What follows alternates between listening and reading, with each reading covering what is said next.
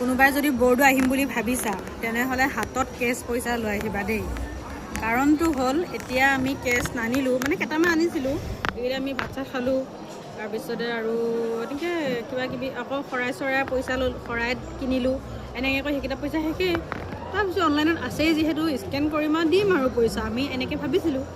পিছত কি হ'ল গম পাইছেনে?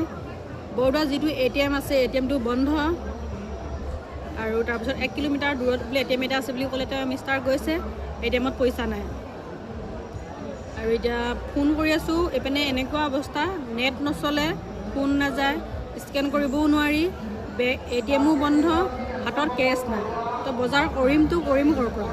ATMতো কৈছে ATMতো পইচা নাই, এটাতো বন্ধই, বৰদোৱাটো বন্ধই, আৰু তাত থকাটো সেইটোতো পইচা নাই। আৰু এতিয়া জানো ক'লে গৈছে কি কথা নাজানো, ফোন নালাগে, ফোন মাৰি আছোঁ, মোৰ তাত নেটৱৰ্কেই নাই মানে।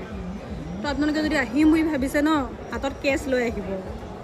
অনলাইনত বিশ্বাস নকৰিব, একেবাৰে নেট নচলেই বৰদোৱাত। তো বহুত এতিয়া 1 ঘণ্টামান হ'ল ৰখি আছোঁ, মানুহজন গ'ল পইচা উলিয়াবলৈ, আহি পোৱাহিয়ে নাই, নাজানো আৰু কিমান টাইম হয়, ৰখি আছোঁ আৰু।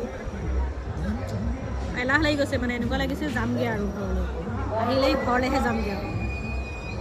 আপোনালোকে কেছ আনিব নাপাহৰিব কিন্তু, কেছ লৈ আহিব।